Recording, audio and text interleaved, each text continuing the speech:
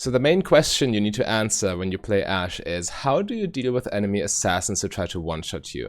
Many people go for shield bow, but this professional AD carry player here, I think Bean is his name, actually goes for a Galeforce approach. And this is actually way riskier and more difficult to pull off successfully, but let's see how he manages. So, in this game, solo queue, challenger lobby. Okay, crazy flash. Nice hook. Alright, this might be first blood. It's more like a feel-bad moment for red team. Yes, Ashe gets a kill here, but what is this? An extra longsword? It shouldn't change the lane too much. But yeah, Ashe and AD carry with good damage and good utility. And the main issue, as I've said before, is that you are very vulnerable to enemy assassins. Look at the enemy team. They have an Echo, they have a Renekton, both of which have decent target axes. And once they get on top of you, you're pretty much dead. Which is why I personally really like the shield bow build, because, you know, you can survive the burst damage, especially from mages or AP assassins, such as Echo, when you pair it with Wit's End. But, well, the approach with Galeforce, it can work, but you need to be very mindful with it, and you need to play around the cooldown, obviously. Okay, that's very aggressive. Blue team not managing to get level 2. But, yeah, with Galeforce you have that one dash to deny the enemy's engage, or maybe aggressively even to finish someone off, but chasing is never really a problem for Ashe. Okay, what a situation. Especially when you have approach velocity, which this player does, right? So the rune page, fairly standard. We have lethal tempo. Only thing that's interesting is overheal instead of presence of mind. Yes, this adds to your tankiness late game, for sure. But being out of mana on Ashe is always a very feel-bad moment, so I'm not sure if I agree with that. Yes, you need more bulk when you don't have shield bow, so I see where they're coming from, but this is still interesting. I really want to see how they manage their mana. But yeah, with Galeforce, first item, you also get a lot of safety, but you need to be very skillful, right? If you waste your dash, or if you don't use it when you should have, you will feel pretty bad, but when you just have the effective health from shield bow, you can't really mess up that much. So if you're a newer player, a newer Ashe player, or new League of Legends player in general, I definitely don't recommend that you go for the Galeforce build we're seeing here. But if you are a little bit more seasoned on Ashe, then yeah, you might want to give it a go. Its win rate in terms of raw numbers isn't too bad either, so people make it work. I looked at the high-ish elo win rate, so take that with a grain of salt. Also, it's the least purchased AD carry mythic on Ashe, period. Both Shieldbow and Kraken have a bigger sample size. So, yeah, Galeforce kind of flying under the radar. But again, we'll see how he makes it work. First of all, we need to get through this lane phase. And so far, just a couple farming. Ezreal doesn't want to fight, of course, with a longsword disadvantage and sitting on only his starting items. But yeah, Ashe did farm up for her, what's it called? Noon Quiver. Very strong component item, naturally. Now last sitting is a piece of cake, even under tower, right? Because you can always last hits in tandem with the tower shots. But ideally, we want to be aggressive here. If you have item advantage like this Ashe does, Ezreal has his Tear of the Goddess Power Trough. The thing is, Ezreal can always stay very safe if he needs to. And Ashe also doesn't have the best wave clear.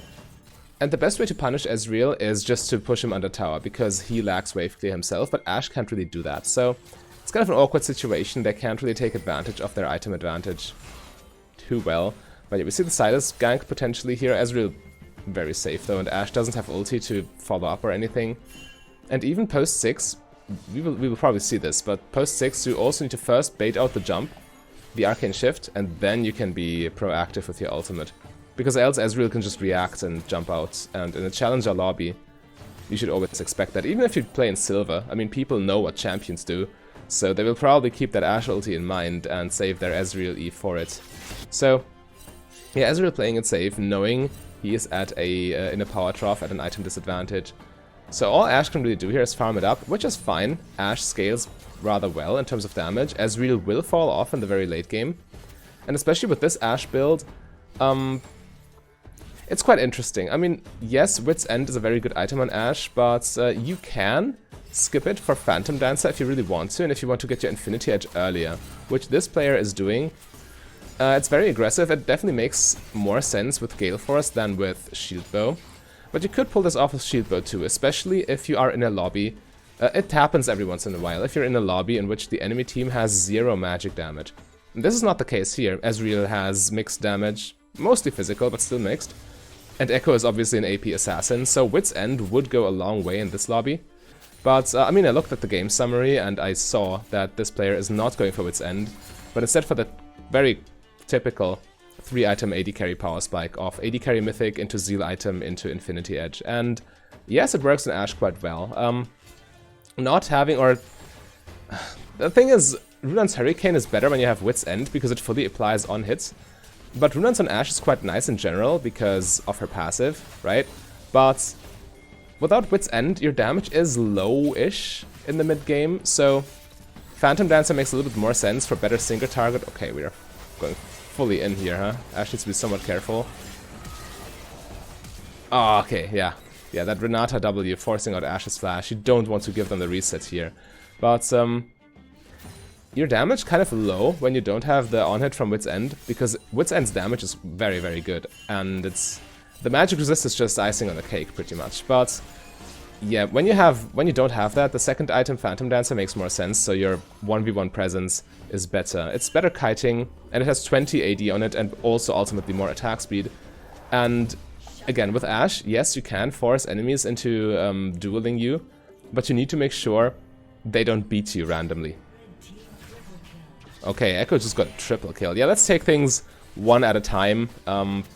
Obviously, Ashe cannot yet buy Phantom Dancer, but this game, I mean, Echo is like, he's your natural predator when you play Ashe. He's both an assassin, he's an AP assassin pretty much, and great target access, and Ashe is immobile, so he just got a triple kill. And I'm really curious. We are obviously not at Galeforce yet, we're still sitting on components, but next base, Galeforce should be completed. And hopefully, it's or this player, he can make it work.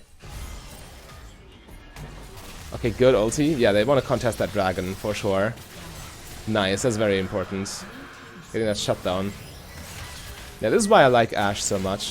When people ban or pick Misfortune, Ashe is pretty much my go-to AD carry. Not only because she counters Misfortune, but because the playmaking potential, the pick potential with ultimate, especially in solo queue, it's so valuable. Because you can just create these situations, or respond to enemies overextending, overcommitting, instantly be there, have an easy, straightforward way to punish them.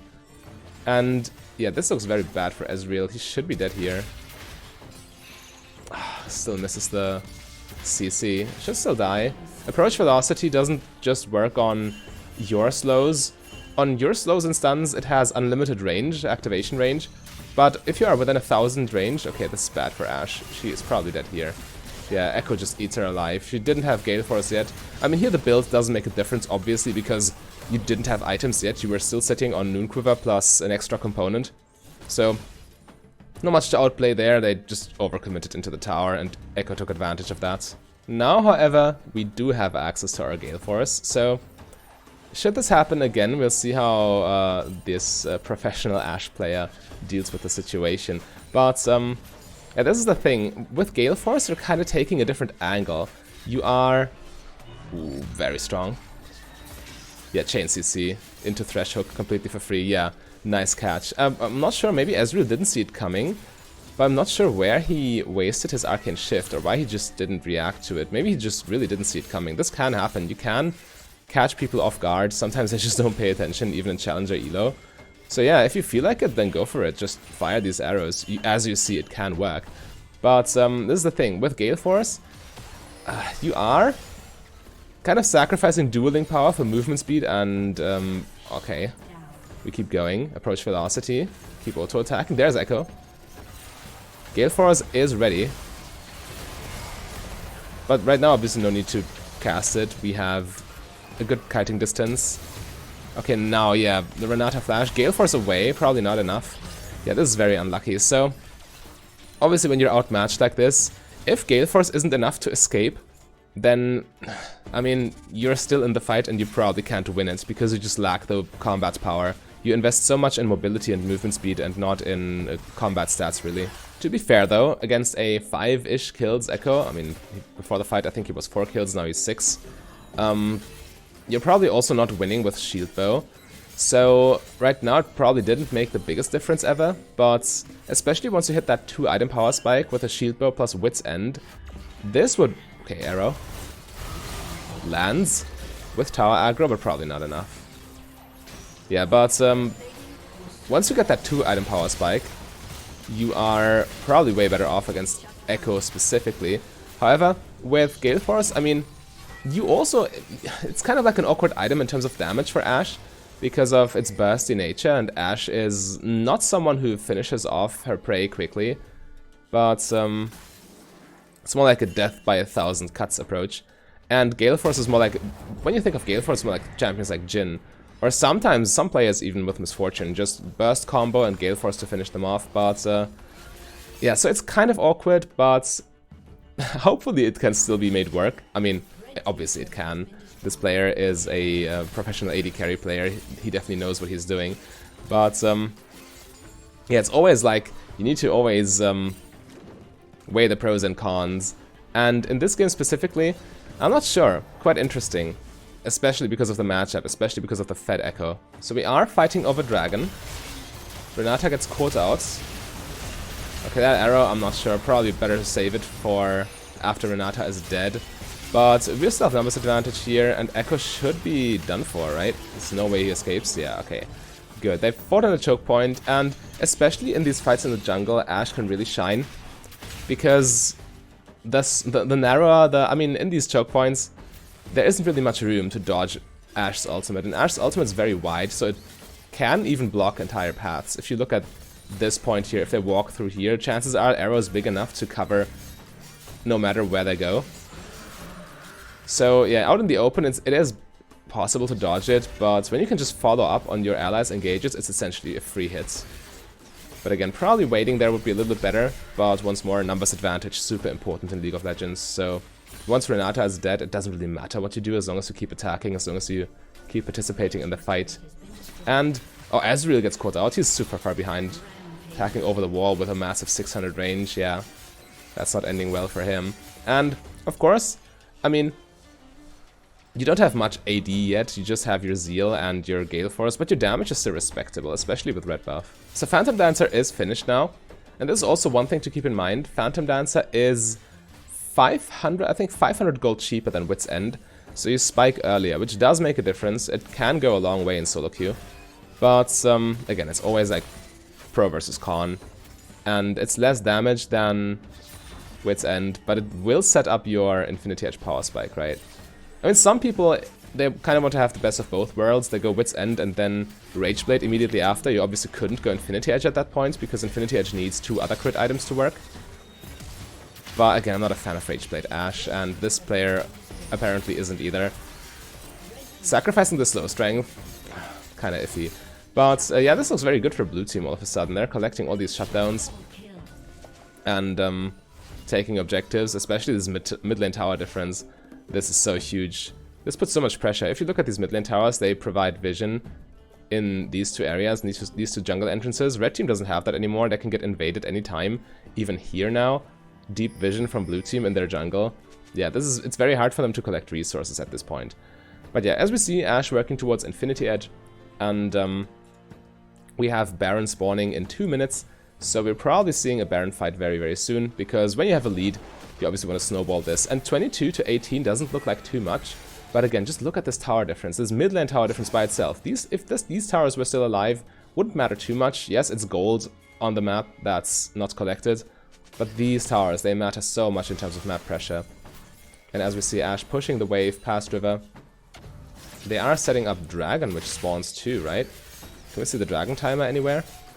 Not sure. Anyway, we keep the wave past river. We have the lifesteal from Legend Bloodline. So taking that poke damage, not too bad. Okay. Trying to make them follow. Nice, good shot. This is exactly what I mean. The playmaking potential for solo queue. It's so juicy. Ah, it didn't work right there. And Ashe probably dies. Yeah, okay. That's a trap you fall into very easily. I mean, I thought it was a good play. This challenger player thought it was a good play. But Echo right there to punish them. So this is what I mean when I say Galeforce is riskier. Your decision making, your judgment just needs to be on point. or else Galeforce won't be enough to save you. Whereas with Shield Bow plus Wit's End there, chances are you still beat Echo when he jumps on you. Now they're taking back that huge mid lane tower, aren't they? Yep. Okay, now the game's much more open all of a sudden.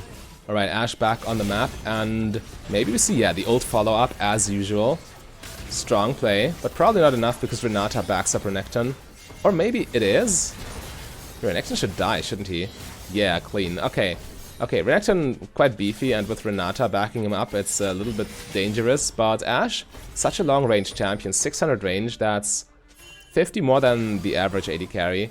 Plus, you get the extra from lethal tempo once you auto-attack enough, so very easy to get picks, especially with that ultimate, even against beefy champions like Renekton.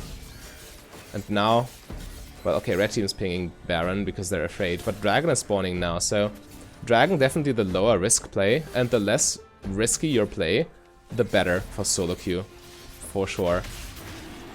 And yeah, they're starting it already. They are one player up right now because Renekton's still dead. Ashe covering mid lane actually because these two have it pretty much. Yeah, they should. Jungler has smites. Not much that can go wrong there.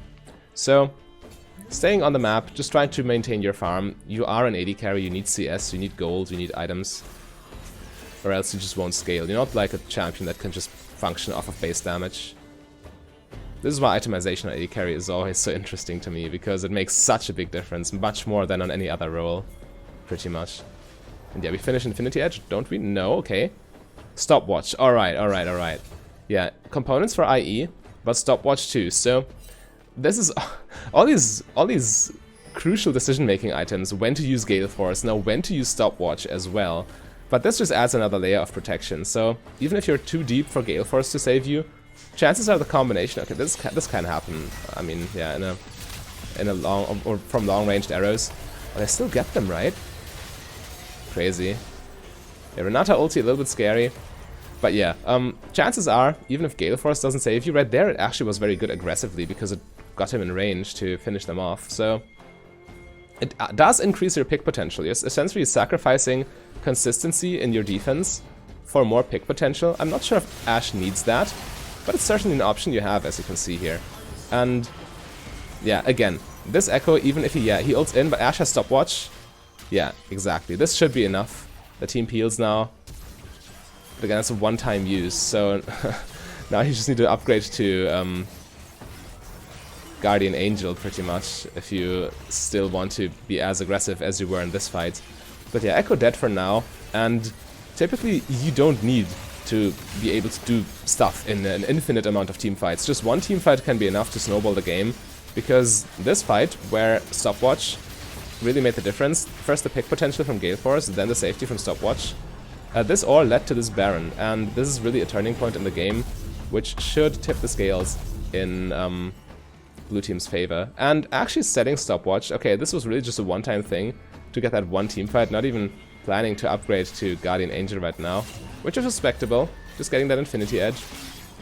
And I mean, now you could still buy Wit's End or Bloodthirster or something to make that Echo a little bit more manageable if the game goes much longer, which it realistically shouldn't with a lead like this, but we'll see.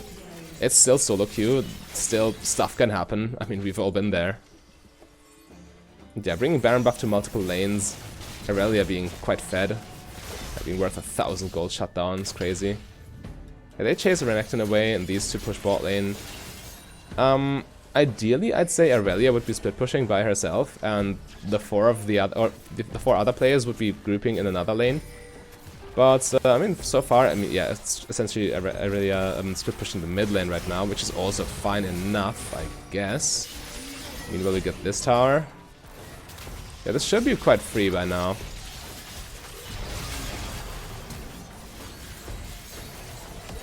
Attacking over the wall, brutal. Okay, Renata's stopping them. Anyway, there's no reason to... Oh my lord. Okay, Ashe just got deleted in a blink of an eye. Okay, so Galeforce, definitely not enough to do with this Echo. I really would have liked to see Shield Bow plus Wit's End in this game. This would have been a lot more consistent against Echo. So yeah, but I mean, it is an option, especially when you don't have a magic damage dealer in the enemy team and you know you don't have to buy Wit's End. You can certainly go for Galeforce into Phantom Dancer into Infinity Edge and see how it works. But yeah, I mean, different players, different angles to the game. That's just how it goes. You need to pick what you're comfortable with. But if you want to see, if you're new to this channel, if you want to see what this channel is all about, then click the link on your screen right there.